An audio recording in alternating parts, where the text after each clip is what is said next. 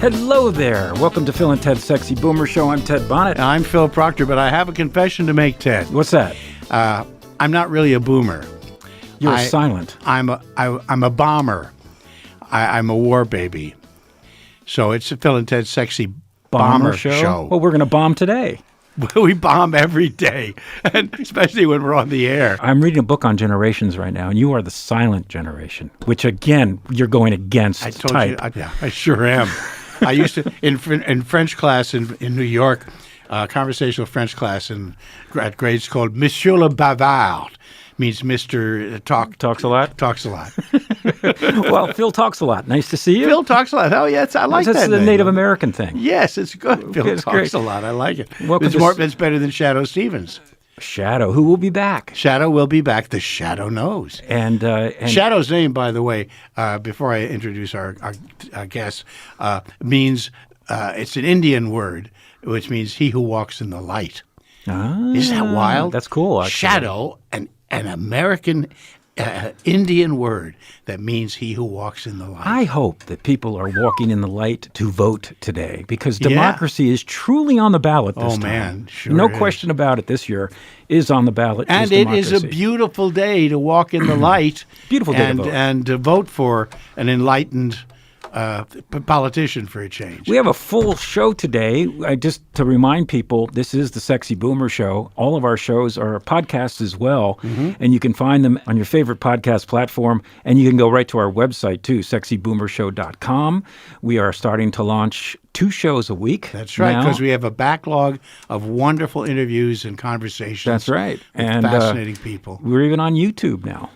Right, so you get two for the price of one, and it's free. And you get to stare at a graphic.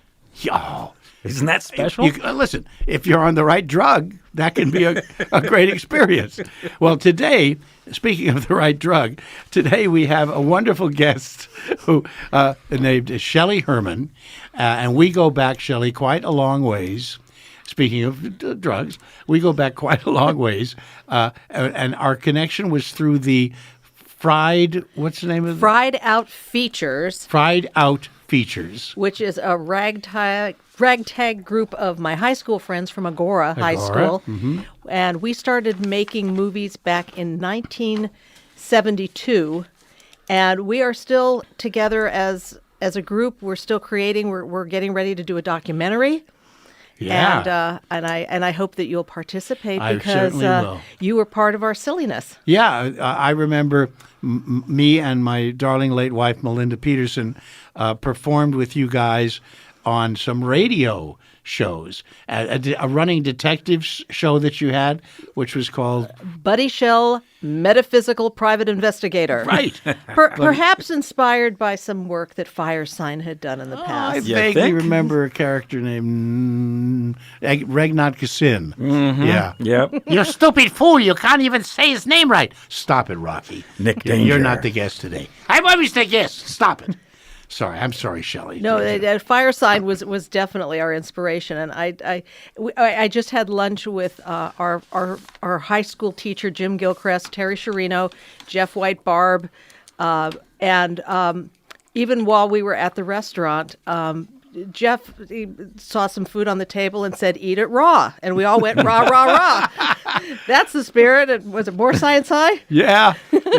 Not Yes. responsible. Oh my God. So there's still your inspiration is with us when we do all of this. The secret language of the Firesign Theater. You can tell if somebody's hip if you say something like, "Do you like horses?" and they talk back to you. But you're here today because of a wonderful book that you've written. Thank you. My Peacock Tale, Secrets of an NBC Page. It's fascinating, and it's a Bear Manor Press. Okay, but you can get it through Bear Manor Press. Shout out to Ben. Shout out to Ben Omart. And Bear Manor has been a purveyor of Firesign Theater material and books that I've written as well, and books about Proctor and Bergman that I wrote for many, many years. He's been, putting out Firesign Theater material. So you're in good hands with Ben. I've heard that before, and I appreciate the fact he took this project on because while I've spent 40 years working in television as a writer, I had never attempted to write a book before because I thought only smart people wrote books. And I know smart people read them, but writing them was a whole other dynamic for me. So quite literally, somebody gave me Ben's name and I sent him 3 sample chapters and he went, yeah, I'm in. Let's do this. Oh, yeah. It's absolutely his meat. He loves books about the inside story. It's a great of show story. business. I spent the whole weekend enjoying the book. Thank you. It's a story about your history in your youth when you worked as an NBC Page here in Burbank, when that really was something in the day. Yeah, it was a special program. You describe an 18-month program to basically kind of groom future producers and or administrators for the company, Yeah, and NBC. Up until the early 70s, it was a program that was only for the men. Of course. And then they started letting women in to be guidettes, where they could give tours around either 30 Rock in New York or NBC Burbank. And I got there just after the short skirt and white go-go boot era ended. Oh. Drat. No, but and still we weren't allowed to wear trousers. You couldn't wear pants. No. Yeah, but they saved those really nice preformed polyester outfits for you. Oh yeah. No, strict dress code. And spoiler alert, I've stole my Page uniform.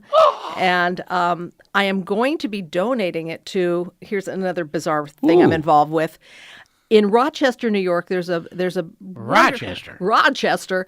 There's a wonderful facility, the Strong Museum of Play. The Strong Museum of Play. There's a woman, Marjorie Strong, who endowed this museum, and it has every toy your parents threw away is in this museum.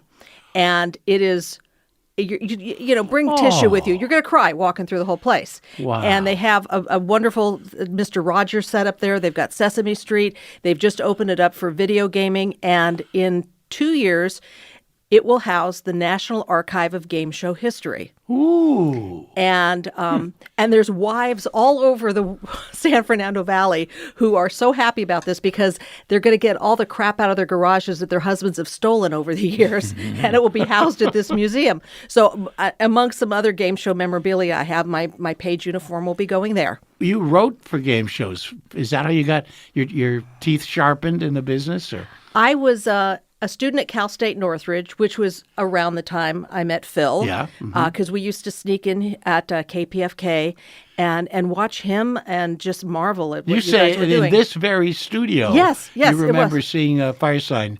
It was a little smokier in here when I was here. It was a little hazy. Yeah. Those were the hazy, lazy days for sure. Yes. Yeah. But no, I stood outside. There's a picture window here. I stood outside the window and I watched, and here I am again all these years later. But as part of being a student at Cal State Northridge, I did an internship on a game show called The Liars Club. I remember that. It was. I'm lying. I never saw the show. Yeah. That was good. We should have used you. But it was hosted by Alan Ludden. And I toured with Alan Ludden and Betty White in a Bell Book and Candle. Oh, what a great show. It was a great show. I played her brother, Nicky, and I did magic tricks as Nicky. I made him an amateur magician, which got me into the Magic Castle, where I'm a life member now. Cool. And by God, were they fun. I mean, he was so square and she was so crazy and bawdy and fun that I've written about it in my own book, Where's My Fortune Cookie, because it was a fabulous experience. God bless her. What a great dame she was. They were such great people, and the part of the thing about game shows is you're not supposed to have a tell or be able to, for the host to be able to possibly let on which is the correct answer on right. Liars. The object of the Liars Club game was there'd be a particular object, and each of the 4 celebrities on the panel would say, it's a so-and-so, it's a such and such. I remember, I did see it. Yeah, it's a doohickey, it's a whatchamajigger. I loved and then it. Somebody had to figure it out. So we never told Alan any of the correct answers because we were afraid he would tip it accidentally. But that's how I started to cut my teeth writing game shows, because we would sit in Larry Hovis, who was on Hogan's Heroes. Larry Hovis, yes. He would have all of us gather in his office, and he would hold up the object and go, okay, what do you guys think it is? Uh-huh. And we would just start, just spitballing things like that, and he would make notes and write things down. And I was always so happy if one of my ideas got on the show. Oh, sure. Yeah, and then I realized I should have been getting paid for this. Oh, you weren't getting paid? It was a student internship. Oh, you were just So basically, it was the writer. It was a contest of who was the biggest bull. Yeah, and I was pretty bullish back in the day. So that's how it started. And then again, I was kind of a girl in a man's world doing that. There weren't very many women who were aspiring to do these sort of things, but I would watch the old panel shows with Kitty Carlisle and Arlene Francis and Henry Morgan. Well, but specifically the women, because the women, they were dressed in glamorous To tell clothes. the truth, Dorothy and what's Kilgallen. my line. Yeah. Jane Meadows. Yeah. And they were allowed to be smart and funny, and they were on the same playing field as the men. And I kind of keyed into that. I never thought of it that way. Yeah, me either. That's interesting. They really were in those days. That was special. Groundbreaking. Yeah, they weren't Donna Reed or Mrs. Cleaver. They were right up there with the guys. So when I got these opportunities, and some other people that helped me along the way too was a local radio personality and game show host Jeff Edwards. Okay, nice guy. He and Mark Maxwell Smith had a production company, and I learned if you work for free, you can work all the time. Right. So I would. Hey, you're talking. You're preaching to the crowd. Welcome to to the radio. gospel, Welcome to radio. Chorus, choir. That's right. Preaching to the choir. Okay. So I kind of learned how to do how'd you those make things. money from it? Well, eventually I tricked someone into hiring me. So that you worked. tricked them into hiring you. So that worked out, and I've been very blessed to be in a community with these really funny and smart people. And even on Saturday, I'm meeting up with Bob Bowden and Adam Needif, who I'm working with the National Archive of Game Show, and we're going to play Password for the evening. Oh, So we did this over Zoom during the pandemic. and they're bringing Password back on the air, or Jimmy, renewing it, or Jimmy Fallon is doing it for another season. Kiki Palmer is hosting. While I love the idea of game shows, especially in prime time, I don't like it when the celebrities make it about themselves. I like to play a good, clean game. I don't need to see all the razzle stuff with it. Elizabeth Banks is doing a beautiful job with Pressure Luck. There's talk of Hollywood Squares coming back. Yes. So that's kind of how I got in, and then I eventually went to work writing for daytime television, and that's where I got my Emmy nomination. Brava. Thank you. All of this is chronicled in the book, but this book, a lot like Ed Begley Jr.'s new book, Take Me to the Temple of Tranquility and Step on It, is filled with people. It's absolutely amazing. All of not only the celebrities, the stories that you tell about these celebrities, folks. It's more fun than the daily toilet. The 70s, when you were working as a page in NBC, that was an entirely different time. Yeah, they were the sexy 70s in many ways. It was sex, drugs, and rock and roll, even at NBC. When it was a squeaky clean image of the NBC Page program.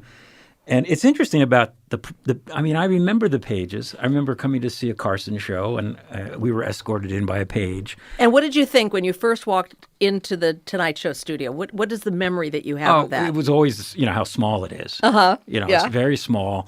And I know that, as you mentioned in the book, it was cold. And Carson was the person that sort of initiated the concept of keeping studios very cold because he felt the audience awake. Kept the audience alert. Yeah, and of course they keep things cold in Las Vegas to keep people up and gambling. You know? So lots of fresh air. Yeah. Mm-hmm. Some of the characters you bring up in the book, from the darkest people in terms of who they really were in life, like Bill Cosby. Oh yeah. His behavior was bad even then. Well, and he was selling Jell-O. Well, the interesting thing is as my fellow pages will attest to, we always had each other's backs while we were there. And we were competitive, but we weren't stabbing each other in the back in the process. And I noticed that it seemed that only the men were getting assigned to work the Tonight Show when Cosby was guest hosting. And I just balled up my little feminist fists, and I marched into our supervisor's office, a woman named Eba Hawkins. And I was like, it's not fair. The boys get to work it, the girls don't. And she said, well, that's what Mr. Cosby wants, and we have to provide what he wants, and it's just going to be the men. It turned out she was protecting us because she had heard stories and she didn't want the women pages interacting with him at the time. In the book, you talk about how he came in one day with his very large entourage. With his very large what? Entourage. Oh, sorry. Although he exposed his entourage a lot. did? Yeah, he had a habit of letting it all hang out in front of people. Well, that's because he was sitting behind a desk. Oh no, this would be in his dressing room, and this is why even the women at the Tonight Show, at a certain point, they said we can't do this anymore. Oh my goodness! Because I know a lot of guys will sit around in the dressing room and they'll be in their boxers or something. They don't want to get their trousers wrinkled before going out. But no, he was not being discreet about his manhood. When he was walking down the hall with his entourage, didn't he shoulder bump you? Well, that was my friend Cindy. Her dad was actually a security guard at the Tonight Show. And he would shoulder bumped her, but also kind of pressed himself against her walking through the hallway. Yikes. Yeah, just real creepy. And it got to the point that nobody wanted to go to his dressing room to give him his script or pre-interview him or do anything like that. It just got a little creepy. Well, there are lots of great stories, but one of the things that impressed me the most about your book is how you have kept in touch with all the people that you worked with at the other pages. And you kind of followed their stories. How did you do that? It's amazing to me.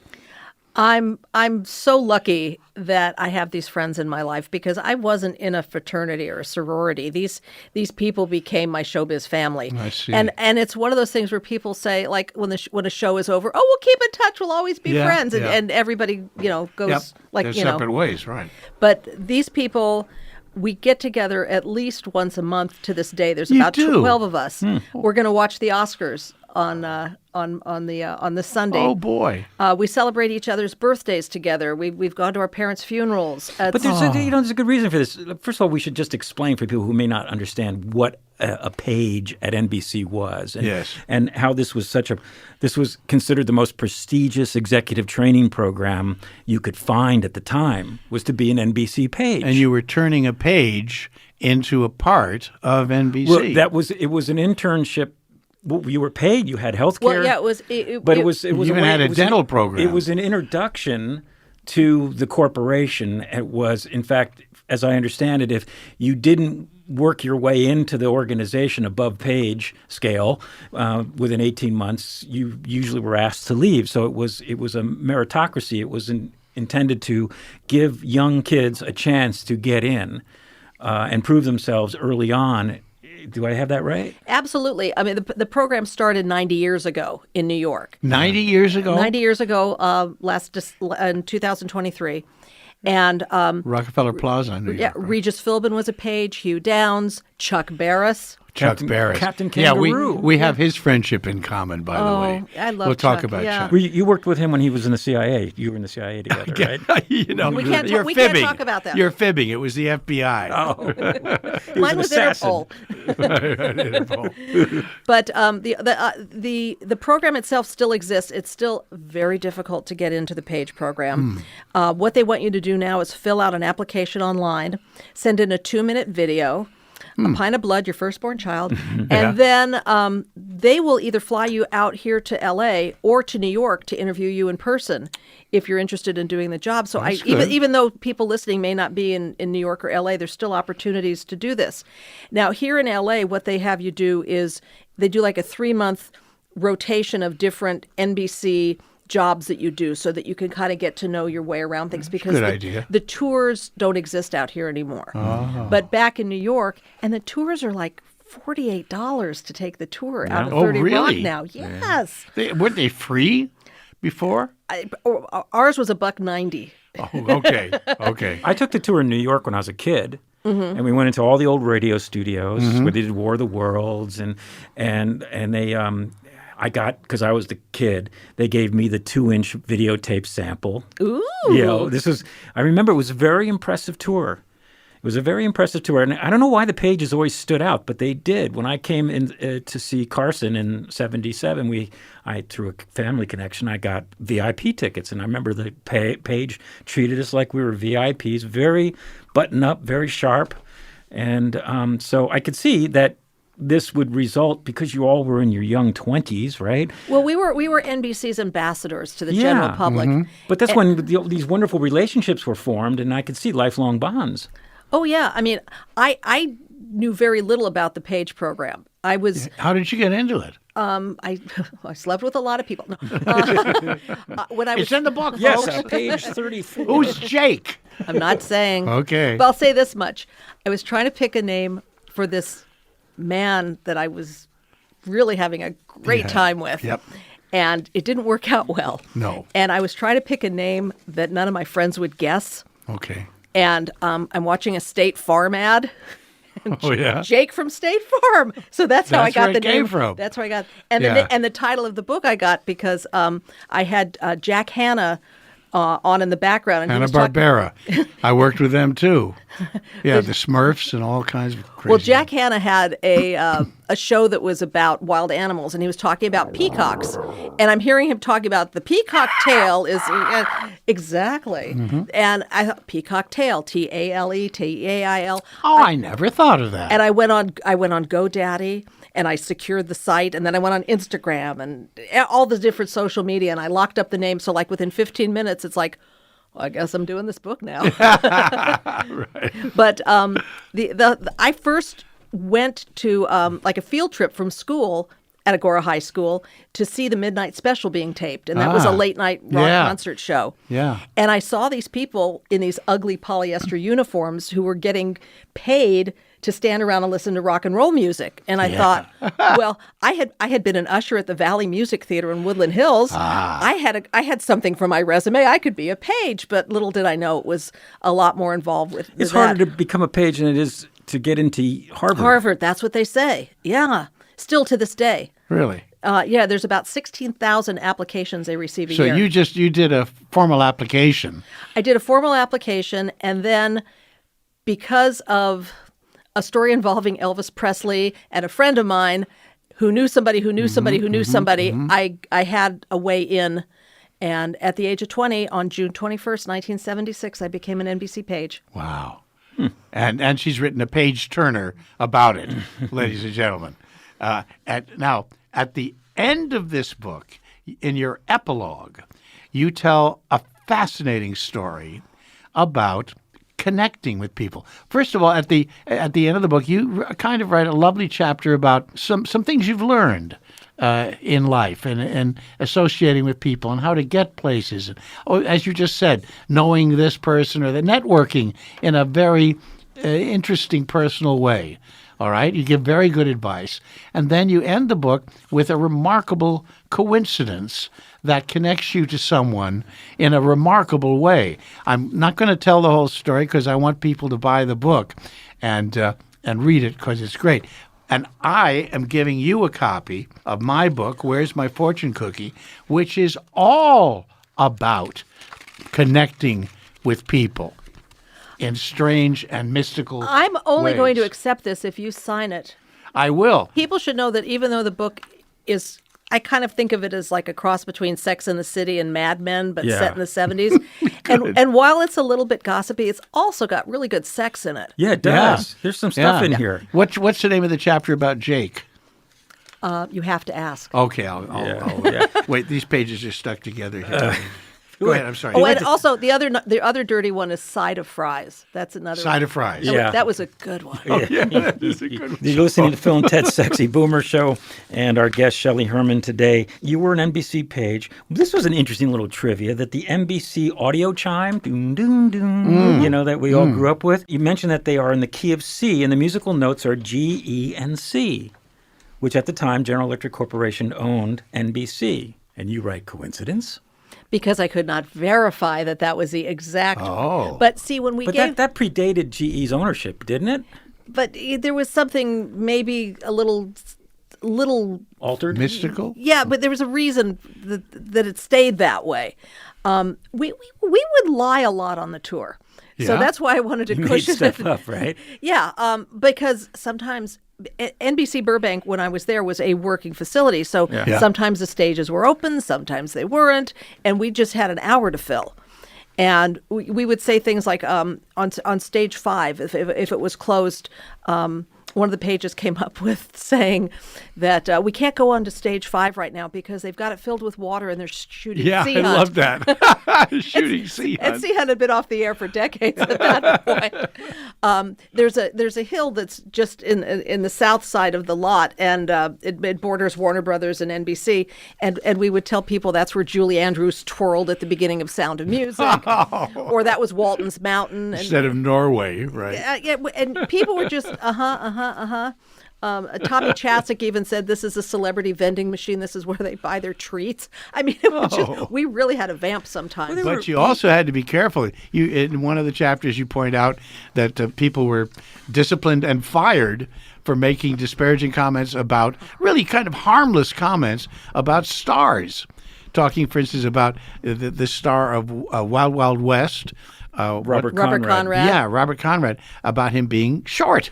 But see, this is the same knucklehead Page because he got fired at Universal because he made a reference to Robert Conrad being short. Oh, And then he came over to NBC, and again, we're all warned about this sort of thing. And somebody asked about Frank Sinatra, and he made some reference to the mob. Yeah, a joke about the mob. and- They're the squeaky clean face representatives of the network. They're not going to want that. Yeah, I No. can see that. No, and they were afraid of getting hit.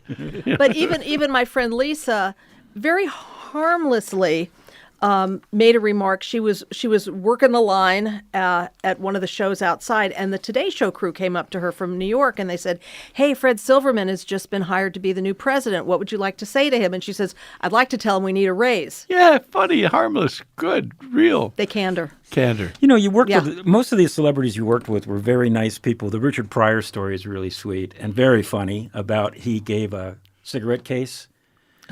Oh, yeah. Okay, Paul Brownstein, I hope you're listening. This is the first radio show that's ever asked about your cigarette case. Oh, good.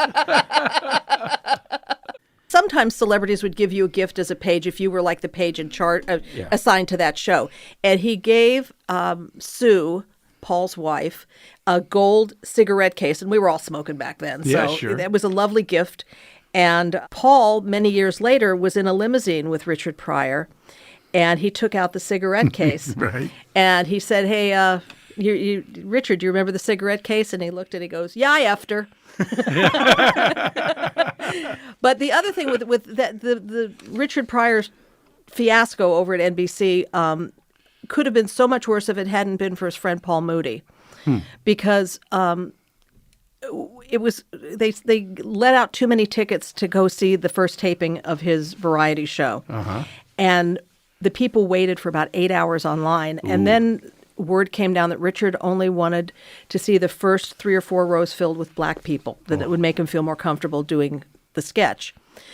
There were 500 people lined up. Wow. So Paul Moody, very discreetly, so smart, went to the back of the line, found the right people that he wanted to sit there, and brought them in before we brought the audience in to see the show. Now, meanwhile, unfortunately, Richard wasn't feeling well that day, and the taping went till 2 a.m. Eventually, the next day, the fire marshals were called, the police were called. There was a little bit of a kerfuffle because things weren't handled properly, because part of Richard's contract was he got to distribute the tickets, not NBC. And as one of the pages said, they must have dropped tickets from a helicopter because it just got to be So many a really people bad came in. scene there. They Yeah. were so popular. But you guys worked the line in different ways. There was another one called Pulling Tail. That was a gag that you guys did. That the guys did. I have to. No, I had never heard that expression until one of my friends said it. But no, the male pages would walk up and down the line, usually at the Tonight Show, and they'd find some lovely young ladies that they liked. And Hotties. yeah, and they would say, "Hey, I can get you the VIP seats. You want to?" And then maybe we'll go out to dinner afterward, or hubba hubba. And one of the pages actually wound up marrying one of the women. And they, but it didn't just stop there. The pages had deals worked out to get people in return for hotel rooms and limos. Again, I didn't know any of this until I started. So the pages were working it. One of the pages had a deal with a limo company that he would grab Tonight Show tickets, and he'd get like $100, which back in 1976 was $100. Yeah, that's a lot of money. And he'd slip him the tickets and get cash. Another couple who we didn't know they were dating made a deal with a concierge at a hotel, and they were getting free hotel rooms for a little afternoon delight. See, and I can see how this this is executive material right here. I thought it was very, very, very ingenious. Good training. Yeah, right? I mean, we're getting $1.90 an hour ourselves, so we had to come up with something. I mean, a lot of these pages were roommates with each other too, so we were a tight group of people. There was one girl whose name was also Shelley, not me, who stayed up. I think it was for like 2 or 3 days in a row listening to a radio station, and it was country western music, and there was like, and if they didn't have a certain commercial break, that you call in, and if you're the call, and she won $10,000. Wow. So that's how desperate some of the pages were for money at the time to put themselves through that. Now, not everybody was sweet, but most of them were. But, in fact, the Red Fox story is very sweet, really sweet guy. But Harvey Korman, he lived up to his reputation. Well, Tom Hansen was a valet at Chasen's, and he said that when he got his job at NBC as a page, his first thought was, great, I won't have to deal with people like Harvey Korman anymore, because he was not very nice to the valets at Chasen's. So sure enough, he got a very short-lived show that was being taped at NBC, and there was a guy that was doing audience warm-up that was really good and perhaps getting more laughs than Harvey was. Oh, look out. And he had him fired. Nice. And, my goodness. And it didn't What go. insecurity. Yeah. I know. And his good friend Zsa Zsa Gabor, she was... So Yes, one of the, as Henry Morgan said, one of the Gabors. So one of the pages was assigned to make sure that a certain table at the Rose Bowl stayed vacant so that the president of the network could sit there with his family to watch the Rose Bowl game. Sure. So Zsa Zsa plops her big fat butt down and refuses to leave. And he's like, please, Miss Gabor, it's my job. You have to leave. And finally, Lucy Arnaz came by, and she's the one who kind of intervened and said, like, come on, get out of here. And then Zsa Zsa told the page to go F himself. So, and this was before she slapped the cop. So we had no idea she was capable of this. Yeah. But on the brighter side, you had wonderful encounters with Andy Kaufman. Oh, I adored Andy. And a great chapter you got to about riff Andy. with Robin Williams. Robin, Lisa, the girl that I mentioned who lost her job at NBC, she asked me to go to the Comedy Store with her one evening because she wanted to try out for the Comedy Store Players. Mm-hmm. And I had no interest in performing at that point because I'm like short and I want to be a writer. Yeah. And so I went with her, and we knew Robin because he had done, they had tried bringing Laugh-In back. While I was at NBC. So we knew Robin from the hallways, and he was always really nice and gave sweaty hugs, and, he was a sweetheart. So I'm sitting there with Lisa, and they're doing some kind of improv, and Robin grabs me to come up on stage, and we do a little improv together, and it was really fun, my friend Robin. And the next day, I get called to be in the Comedy Store Players, and my friend Lisa didn't. Wow. And then, as luck would have it, I broke my leg later that day. And I needed luck would have it. You took break a leg a little too seriously in the show business tradition, didn't you? I did, and I had to stay at NBC because I needed the health insurance and the disability while I was out. But then the really nice part about all that is I would go every summer to the Greek Theater to see Harry Chapin because I just adored him, and I would hope to try to live up to half of what he was able to do. Mm-hmm. And page friend George Glovna took me to the Greek Theater and sat in the front row of the orchestra, and I hiked my leg up on a banister that was in between the stage and the audience. Your broken limb? The broken limb. I had my crutches. And the next day, it turns out Harry was on The Tonight Show. So I called George and I said, quick, Harry's on The Tonight Show. Let's go back and tell him that we saw the show and how much we love him. Sure. So we went backstage, and before I could even open my mouth, Harry looked at the cast on my leg and said, you were at my show last night. So what a way to get recognized, right? But I got to talk to my hero, and isn't that nice? And I'll always cherish that. And through Facebook, I'm still in touch with Tom Chapin, and he knows about the book, and I've told him because I quote Harry quite a bit in the book. Yeah, there are some wonderful quotes in the book. I had you kindly gave me an electronic version, and I highlighted several of the things. One of the things that I love is the way you describe luck. Okay, as a confluence of talent and opportunity. Mm-hmm. Yeah, and a little bit of chutzpah. Well, all right. Yeah, this is the Italian word well, for that's confidence. That's confidence. And, my favorite quote in Shakespeare is from Hamlet: "The readiness is all." That, to me, is the secret to life. If you're conscious and you have a goal in mind, or even if you don't, but you have an intuitive feeling about something, when the opportunity arises, you have to say yes And you can embrace it. And that is creating luck. That's acting when the door opens. Yeah, that's right. Well, in a You can less call it in a luck. less highfalutin way, I call it putting on my Lucy Ricardo thinking cap. Because if Lucy had an idea of wanting to do something on the I Love Lucy show, she found a way to do it. And there was this time that I really wanted to get an appointment with Dick Ebersol, who at the time was the youngest VP at NBC. He and Lorne Michaels created Saturday Night Live. And I thought, if he could only meet me, he would fall in love with me and I could be his assistant and we could take over the town together. Yeah, a little bit of fantasizing there. Idealism. Yeah, Yep, good. but I felt like I was on the same wavelength of him, of what his vision was, and I felt I could be side by side, help him fulfill it. So I could not get an appointment with his secretary to save my life. And I'm driving home one night, and I'm listening to KABC Talk Radio, and they said, and our next guest is Dick Ebersol. And I'm like, whoa! So I pull off the freeway at the Woodlake exit, went to a Shell station, started cramming quarters into a payphone. Payphones, folks. There's some people out there who have never heard of them. But, okay. Yes, it's what we used to do in the old days to communicate. Yep. Dropping coins into a payphone. So the call screener says, what do you want to talk to Dick about? And I said, I want to know what Gilda Radner's really like. And so they put me through, and they said, okay, caller, what do you want to ask Dick Ebersol? And I said, hi. My name is Shelley Herman, and I'm a page at NBC in Burbank. And I've been trying to get an appointment with your office for weeks now, but your secretary won't make the appointment. So will you promise me right here on the air, right now, in front of everybody, that you'll make an appointment to see me? Wow, that's chutzpah. And he said, yes. So that's kind of making your luck. And you did have an appointment with him then? He I followed had the through? appointment. The first thing he said was, leave NBC. Yeah.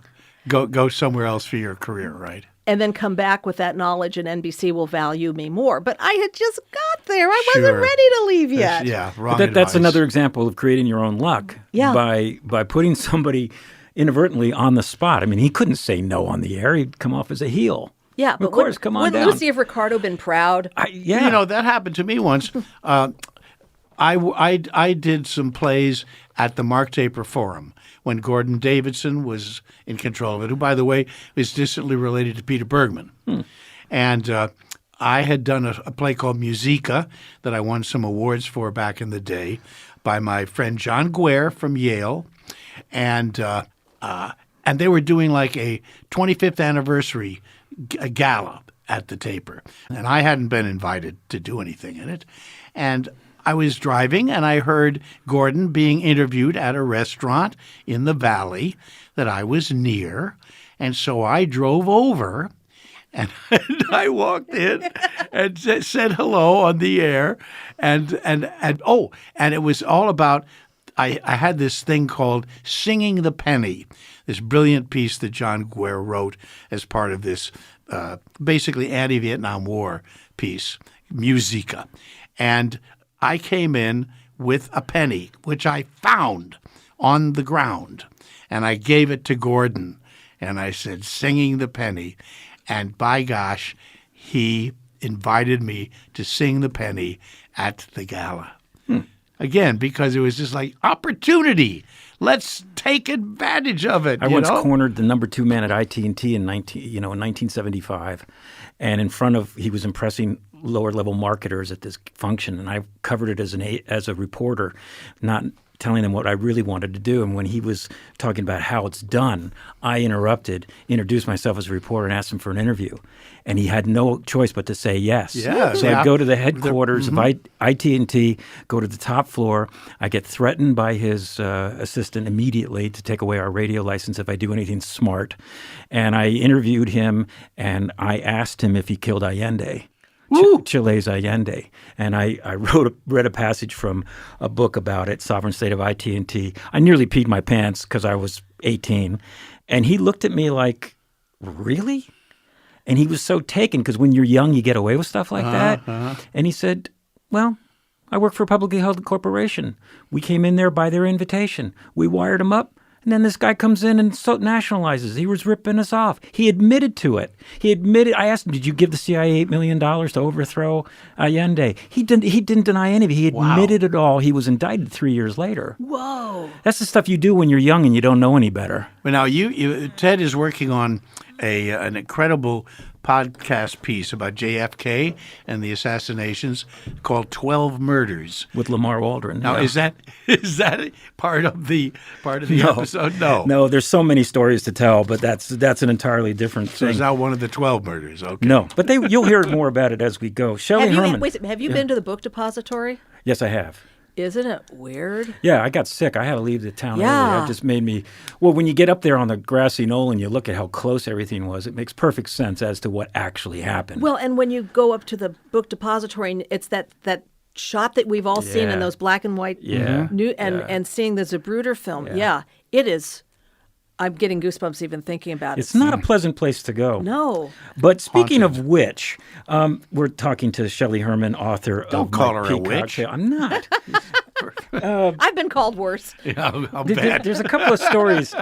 There's a couple of characters in your book. Well, probably if you remember latter days of Johnny Carson, there was this really interesting and awful kind of kerfuffle with Joan Rivers. I didn't understand the story in detail as you offer it. I think it's worth telling what actually really did happen there.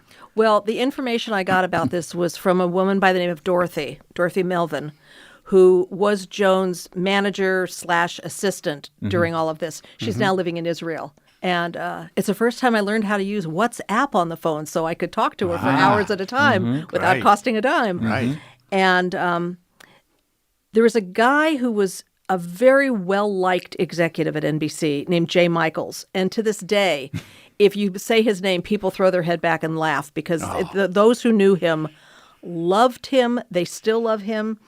Again, this was a different time. Yeah. He was the most politically incorrect person, but if you didn't have a filthy nickname, you weren't part of the club. So Jay was known for practical jokes. This is what happened. Somebody, and I put it in quotes, somebody wrote a memo that listed names of people to possibly replace Johnny Carson. Letterman's name wasn't on the list. Leno's name wasn't on the list. The only one, Dorothy... What year was this? I'm trying to remember if it was when she did her show. I don't know offhand. It was like late 70s, right? Or No, early 80s? a little later than that. Yeah, it was in the 80s. 80s. Yeah. And David Brenner's name was on the list. Dorothy remembered that. But in Jay Michael's handwriting, it said, "You have no home here." And he gave that memo to Edgar Rosenberg, Joan Rivers' husband. Right. He was writing that about Joan. Yeah. And rather than Joan and Edgar going straight to Johnny, who adored Joan Rivers, who mentored her, she was the only female comic who was ever a guest host of The Tonight Show. Before that, it was like Helen Reddy or Florence Henderson or Beverly Sills. He didn't want comics. He wanted girl singers at the time.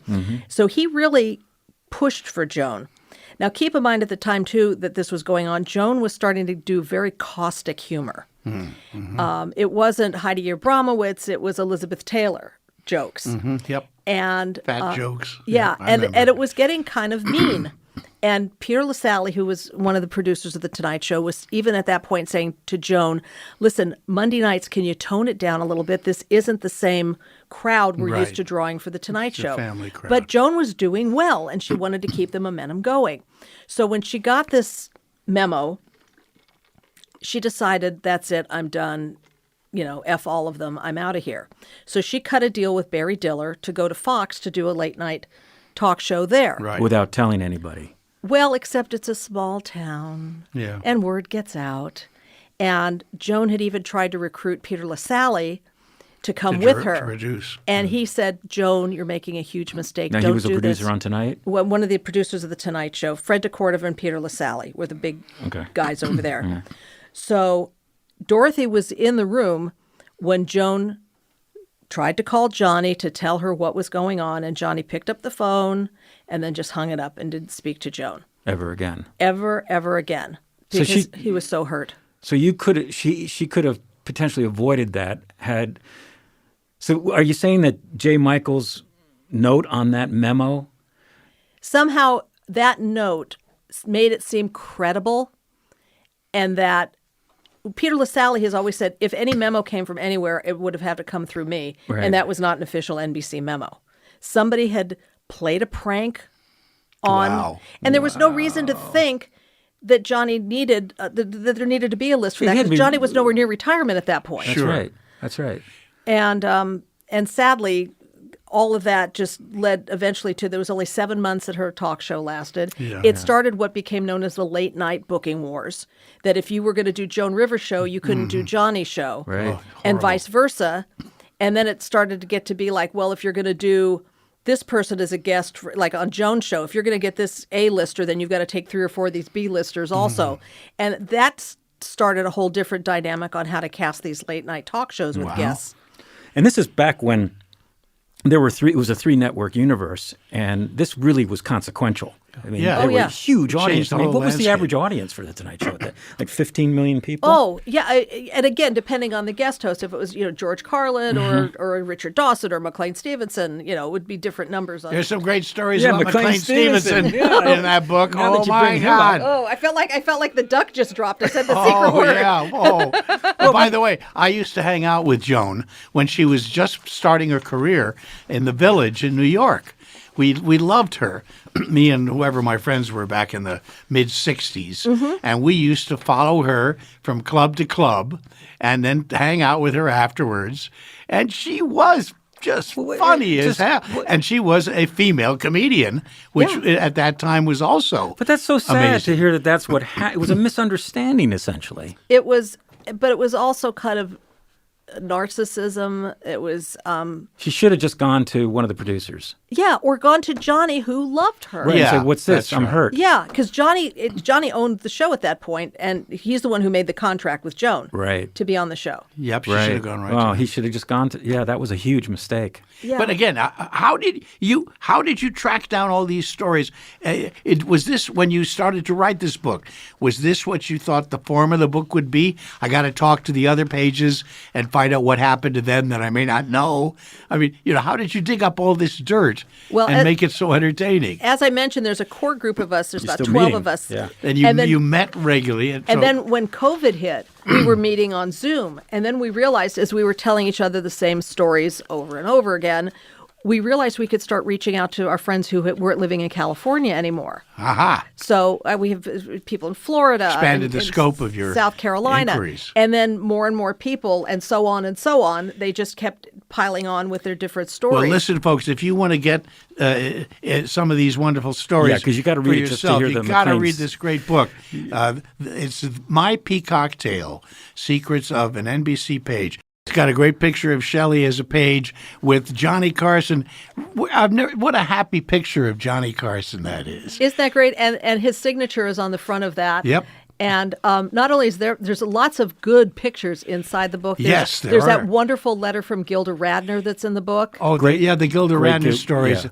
just beautiful. It's wonderful. As good as the Gilda story is as bad as the McLean story is. So yeah, it but the runs McLean- the gamut. That's right. Yeah. Nice. Well, Shelley Herman, thank you so much. It's been an Thank absolute you so delight. much. This is a lifelong dream to Be on be our able show? to be able to have this full circle moment here. Yeah, at back in KPFK. the studio again. How Yeah. nice. How nice. Her book is My Peacock Tale, Secrets of an NBC Page. Great stories. Really great stories. Highly recommend the book. This is Phil and Ted's Sexy Boomer Show. We are launching now 2 shows every week on our website. Well, there's only one listener to this show that we know of, so Maybe he where's has gonna a friend. Going to talk to himself. Yeah. I wonder what our listener's pronoun is. Oh yeah, it. SexyBoomerShow.com is where you can find us. And you can even send us an email through that because we'd love to hear some feedback. Yes, we'd love to hear get some feedback. All right. Come on. Well, wonderful. Thank you so much, Shelley. Thank you, guys. All right. Great fun, Shelley. Phil, Thank you a lot. don't forget to vote. That's It's right. Super Duper Tuesday. And I'll be working with you on a documentary about the fried Out features. out features. Absolutely. In May. You can count on me. I'll be Yay! there. All right. We'll see you next week. All right. Enjoy Thanks. the good weather, folks. Bye. Bye.